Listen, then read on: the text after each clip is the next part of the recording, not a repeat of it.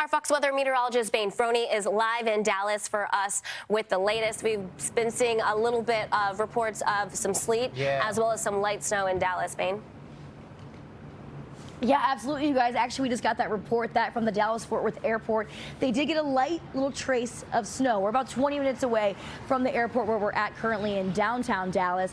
So right now, we just have the light, cold rain. I mean, temperature-wise right now, we're still remaining in those low 30s throughout the downtown area, but other parts of Dallas, they are in the mid-20s. Hence why we're seeing a little bit of a mixed bag when it comes to that precipitation, depending on where you are at throughout the city of Dallas-Fort Worth. Now, just to the north of us, obviously getting a little bit more of that sleet and freezing rain reports, and that just goes to show that cold air is slowly starting to seep on in. So we are expecting these temperatures to start to plummet in the coming hours, and that rain that we're dealing with right now is actually going to switch over to freezing rain and into sleet once we get into the later half of the morning, as well as throughout the entire day. The afternoon will be filled with precipitation as well. Now, I do want to mention this because right behind me, you can probably see the streets. They're pretty slick. I mean, we've been dealing with rain on and off since yesterday, pretty much all day yesterday, and throughout the overnight hours, we've had a decent amount of rain here in the Dallas-Fort Worth area.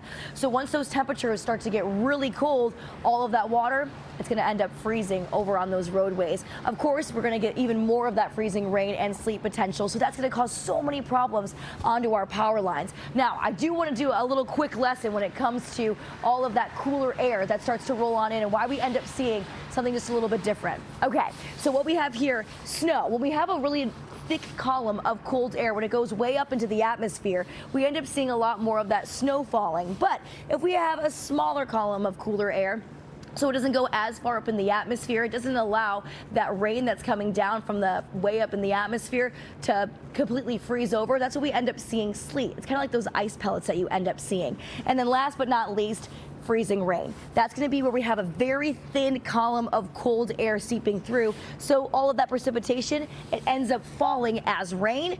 And then as soon as it hits the surface, it ends up freezing on impact. And that's what we're going to be dealing with here in Dallas within the next couple of hours. Already, again, getting those reports coming out of there.